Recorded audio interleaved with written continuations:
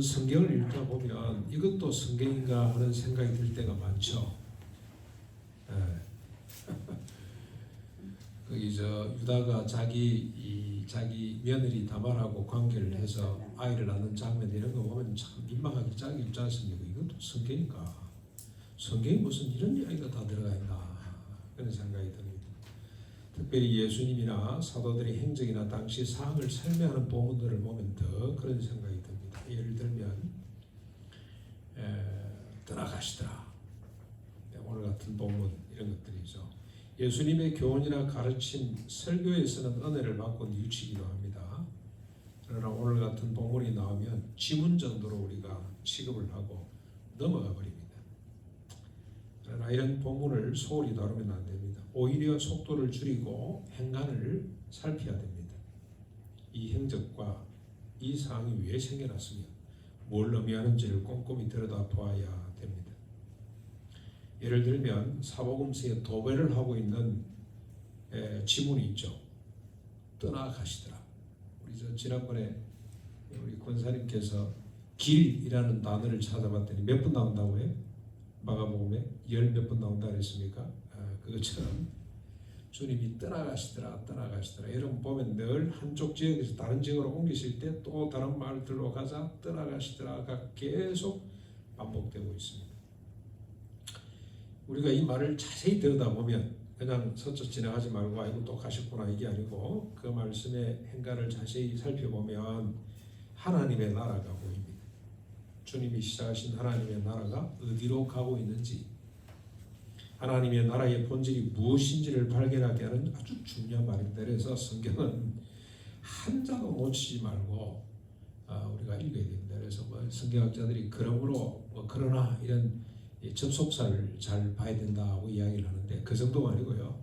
모든 말씀은 한자도 우리가 그저 지나가지 말고 살펴야 됩니다. 그런데 대부분의 사람들은 어떻습니까? 성도들이죠. 성도들. 나한테 어느 정도 교훈이 되고 도움이 되고 위로가 되는 것에만 집중을 합니다. 주님의 뜻을 찾기보다는 성경의 진정한 의미를 찾기보다는 내 필요를 채우려고 하기 때문에 그런 독서가, 그런 읽기가 된다는 겁니다. 우리 강요한 장로가 이걸 도구적 성경 읽기라 그렇게 표현을 했습니다. 도구적 성경 읽기.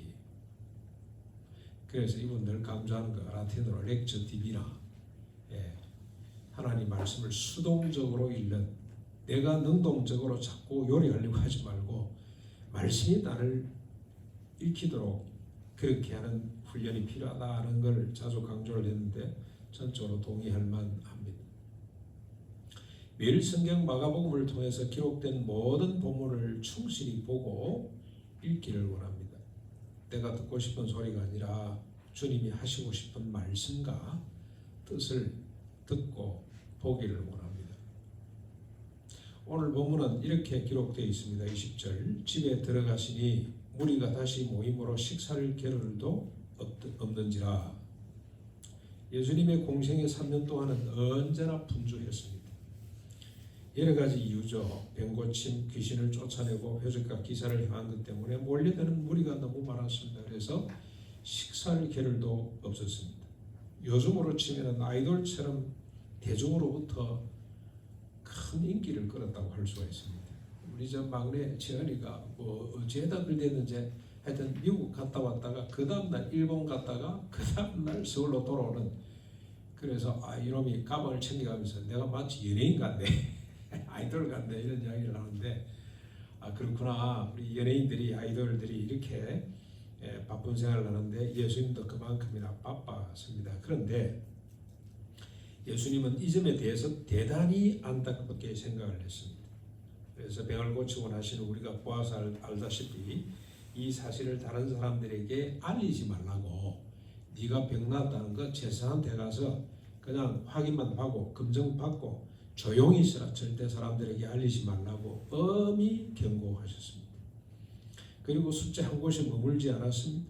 늘 다른 말로 가자고 하시면서 옮겨 다녔죠. 내가 이를 위하여 왔다. 다른 말에도 병 고쳐줘야 될 사람이 많고 복음 전해야 될 일이 많기 때문에 한 곳에 머물지 않고 늘 주님은 다니셨는데 그 언제입니까?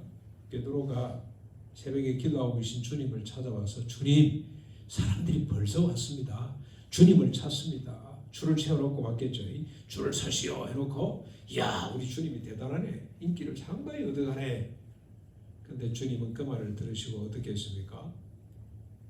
빨리 짐 싸서 다른 동네로 가자. 피해갑니다. 이것도 우리가 행간을 잘 살펴야 되죠. 이걸 아주 중요하게 보셔야 돼요. 주님은 어떤 업적이나 공예, 인기, 명예에 머무르 있지를 않아요. 다 그걸 버리고 떠나고. 우리 가난이 잘 안 된 게 그겁니다. 청와대에서 오라 그럴 때 한참 인기가 치솟을 때 그걸 거부할 수 있어야 되는데 잘 안 됐어요. 그게 그냥 묻혀가지고 그 재미에 그냥 묻혀가지고 이거 해주세요 저거 해주세요 그러면 쫓아다니고 그러다가 방향을 그냥 잃어버린 거예요. 지금 어디로 가야 될지 방향을 잃어버렸어요. 김용기 장로가 살아계시면 어떻게 했을까? 다 팔았을 겁니다.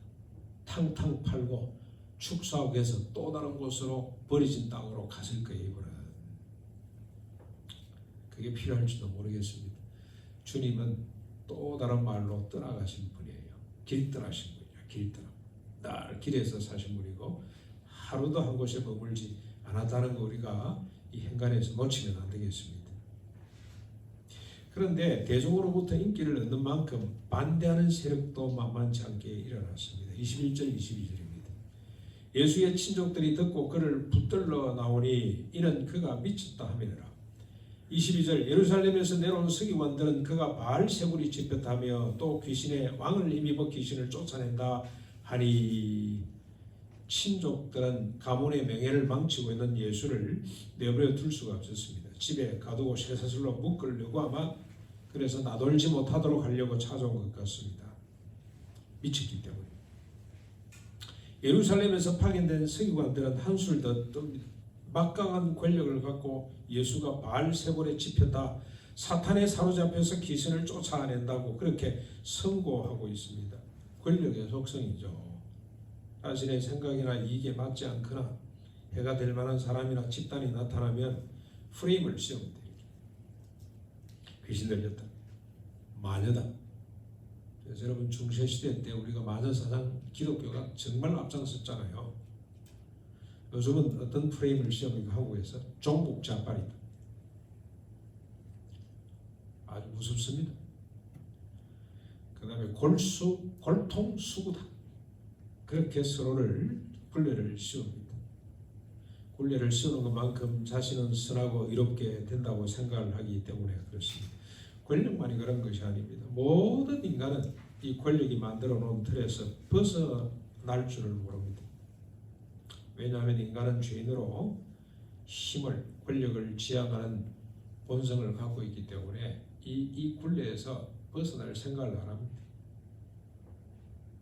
둘만 모여도 서로 굴레를 씌우잖아요. 아, 저 인간은 무식해서 그래.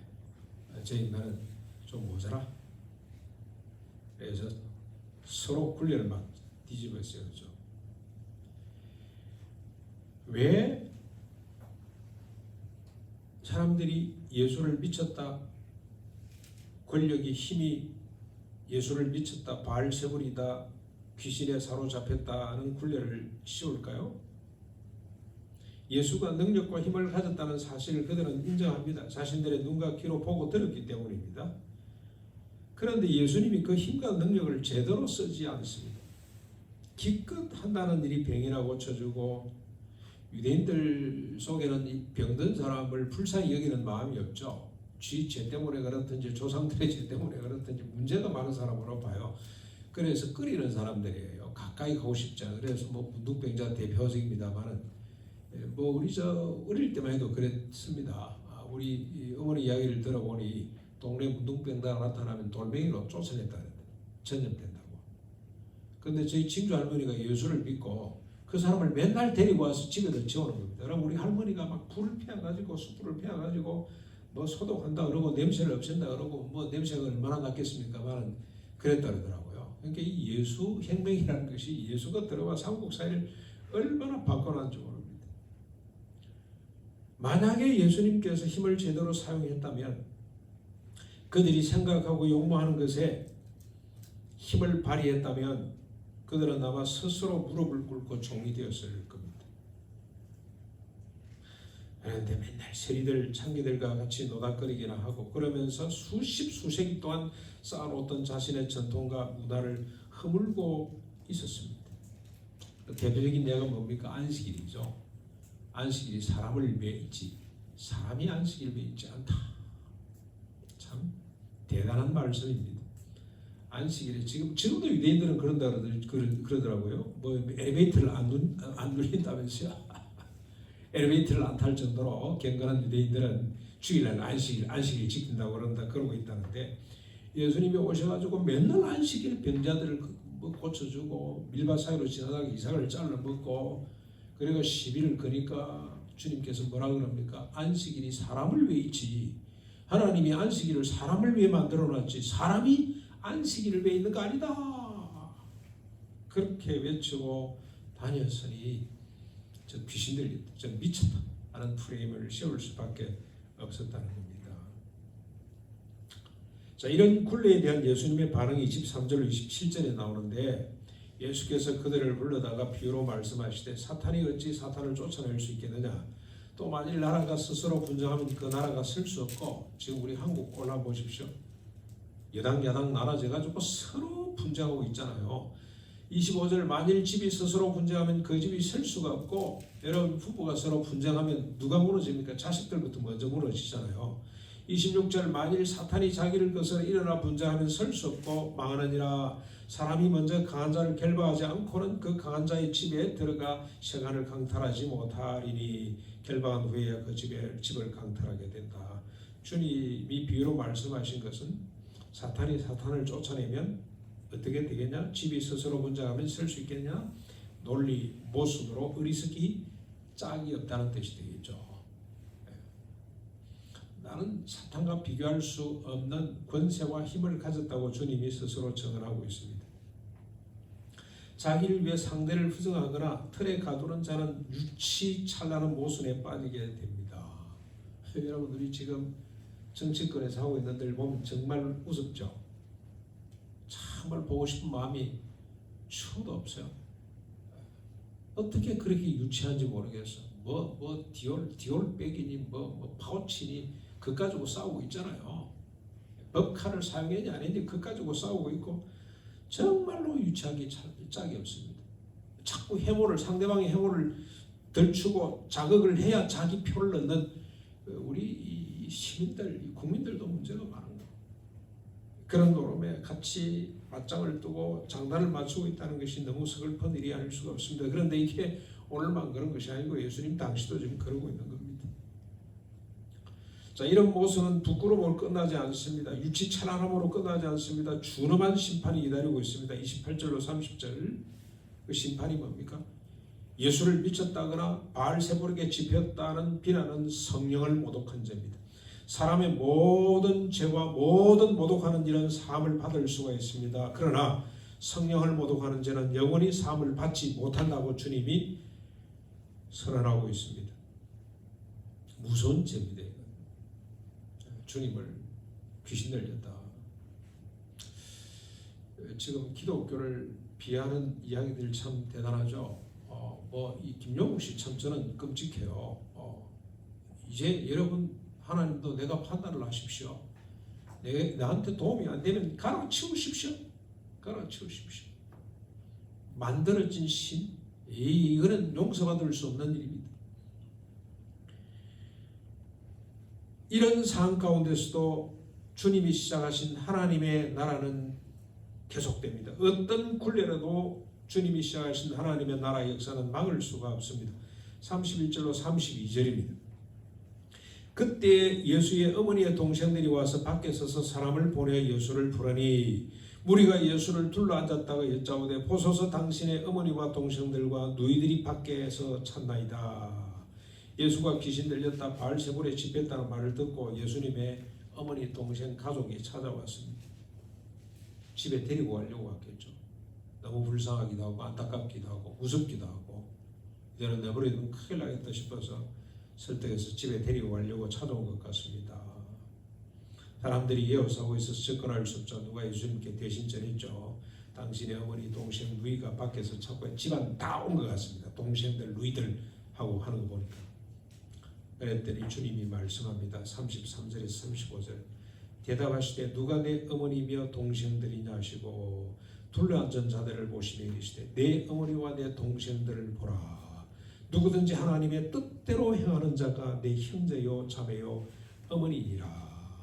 새로운 역사, 새로운 세상, 하나님의 나라의 또 하나의 선언입니다. 누가 내 어머니며 동생이냐? 내 어머니와 내 형제와 자매를 보라. 누구든지 하나님의 뜻대로 행하는 자가 내 형제요 자매요 어머니니라. 기존의 가족이 해체되는 순간입니다. 그리고 새로운 가족이 시작되는 순간입니다.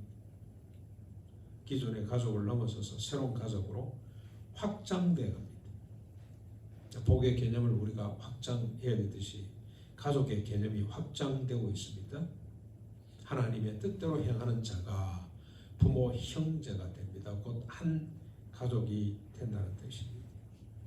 하나님의 뜻은 하나님의 말씀이죠. 율법과 산상본, 천국의 비유들, 그리고 다른 교훈들, 그리고 예수님의 제자들이 성령으로 감동되어 기록한 말씀들, 이것들을 정리하면 하나님의 사랑과 이웃 사랑이라고 할 수가 있습니다. 바울식으로 표현하면 우리가 늘 자주 합니다만 아주 구체적이죠. 다시는 내 자신을 위해서 살지 않고 오직 그리스도, 타자를 위해서 사는 삶이 하나님 말씀, 하나님의 뜻의 핵심 내용입니다. 이 말씀대로 살리면 개인주의도 넘어서야 되고 가족주의도 넘어서야만 됩니다. 여러분, 가족주의를 넓히면 시족주의가 되고 가문주의가 되고 민족주의가 되겠죠. 민족주의. 이 가족, 시족, 민족주의는 자기들의 울타리를 치고 바깥에 있는 모든 것을 방해물로 생각하고 혐오하거나 아니면 교화의 대상으로 삼거나 아니면 없애려고 합니다.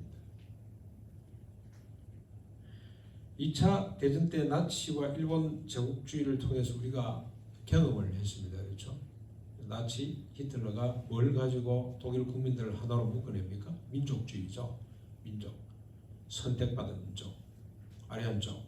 전 세계를 지배해야 되고. 근데 그게 가장 그림이 되는 민족이 누구죠? 대상이 적이 유대인입니다. 유대인. 유대인들은 이건 다 말살해야 될 그런 인종으로 생각을 했어요.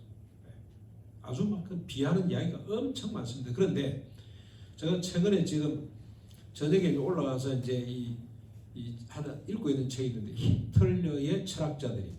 히틀러의 철학. 히틀러가 어떻게 만들어진 하루아침에 만들어진 게 아니에요. 칸트부터 이렇게 쭉 칸트 헤겔부터 쭉 나오는데 나중에는 심지어 뭐 니체가 최정점에 있습니다.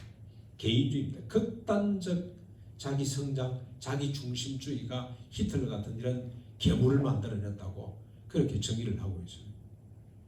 일본, 우리 한국을 어떻게 조선을 뭘로 봤습니까? 아주 떨떨어진 미개한 민족. 그래서 내선 일치를 통해서 저들을 교화시켜야 된다고 그 짓을 36년 동안 우리 김종기 장로님, 김범일 이사장님 표현으로 하면 민족의 혈관의 빨대를 꽂고 그냥 다 빨아간 수탈 착취의 역사를 만들어냈던 이유가 뭐냐? 가족주의, 민족주의, 자기들이 우선이고 자기들이 잘났다고 하는 이런 생각들 때문에 이런 끔찍한 역사를 만들어냈습니다. 주님은 이런 세상의 대안을 제시한 거죠. 하나님의 뜻대로 행함으로 모두가 한 가족이 되는 공동체를 제시하셨습니다. 이렇게 확정된 가족 곧 공동체는 끝없는 반복과 갈등의 홍수 속에서 죽어가는 인간들을 구하는 노아의 방주가 됩니다. 그런데 좀 전에도 말씀드렸다시피 현대사회는 예수님을 미쳤다, 귀신 들렸다는 말이 더욱더 커져가고 있습니다. 기독교 윤리를 비웃는 자들이 많아집니다. 주님이 시작한 새로운 가족을 우습게 여깁니다. 말이 그렇지 뭐 되나? 비아냥거립니다. 주님의 가르침을 도무지 이해하지 못합니다. 이해하려고 시도조차 하지 않습니다. 구시대 유물로 보고 빨리 청산돼야 할 미신으로 그렇게 간주하게 됩니다. 그 결과 어떤 모습으로 나타납니까? 여러분, 우리 사회 진단을 좀 해봐야 되는데 어제 저녁에 제가 시간하는 줄도 모르고 있다가 급하게 어떤 모임에 가서 귀한 손님을 한번 만났어요. 20년 동안 홍콩과 중국 본토에서 선교 사역을 하다가 한국 사역을 위해서 지금 철수해 온 한 부부를 만났는데 이분들이 자녀가 없어가지고 늦게 입양을 했어요. 아들 둘을 입양을 했습니다. 그 애들이 지금 고등학교 1학년하고 중학교 1학년이니까 그렇게 되는데 한국에 적응을 못해요. 이분들이 깜짝 놀라요. 한국의 아이들이 왜 그렇게 욕을 많이 하는지. 여주에 자리를 잡았는데, 여기 여주 있지 않습니까? 자리를 잡았는데 왜 그렇게 욕을 많이 하는지. 말마다 욕이에요. 젊은 아이들. 그 욕은 왜 하죠? 욕. 뭔가 마음의 불만족, 그 다음에 마음의 억눌림. 우리 군대 가면 욕을 많이 했잖아요, 그렇죠? 군대 우리 선배 하나가 아주 경건하고 늘 저를 새벽기도 데리고 다니고 저녁에 철야기도 같이 하자 그러고 나를 늘 격려하고 했던 분인데 이분이 군대 갔다 오더니 군대 휴가를 갔다 오더니 욕을 얼마나 하든지. 그래서 군대는 인간이 살만한 집단이 아닌가 보다. 그건 상식이 통하지 않고 옛날 군대 그랬지 않습니까? 그러니 이 양반이 그냥 그 스트레스와 그 분노를 욕으로 풀어내는 것 같아요. 그런데 지금 우리 아이들, 젊은 아이들이 그러고 있다니 모르겠어. 우리 이현아 학교 가면 욕 많이 하나 친구들이? 잘 모르겠죠. 이현이는 너무 착해가지고 달을 볼 수 있고 별을 볼 수 있는 아이들은 욕 잘 안 할 것 같아요. 그런데 욕을 너무 해서 지금 큰 혼란에 이 애들이 학교를 안 가려고 그러는 거예요. 그렇지 않아도 지금 외국에서 막 돌아다니다 와서 우리말도 조금 서툴고 한데 거기다 대인기 피정까지 자기 반에서 안 나온대요. 심각한 고민에 빠졌어요. 돌아갈 수도 없고. 그런 사회병리 현상이다 이건. 그리고 자다가 잠꼬대 막 욕을 한대. 욕을 평소에 욕이라고 몰랐던 아이가 감당이 안 되는 거죠. 어쩌다 일이 됐습니까? 한국 사회 병들었다는 거예요. 왜요? 큰 억압 반응 아니었어요? 부모들로부터. 부모들은 돈 하고 쫓아오고 있고. 하나님 기도 말씀처럼 자본주의에 이게 큰 병이라는 생각이 듭니다. 한국 사회가 병이더라도 보통 병든 거 아닙니다. 여러 가지 증상들 많이 나타나고 있습니다.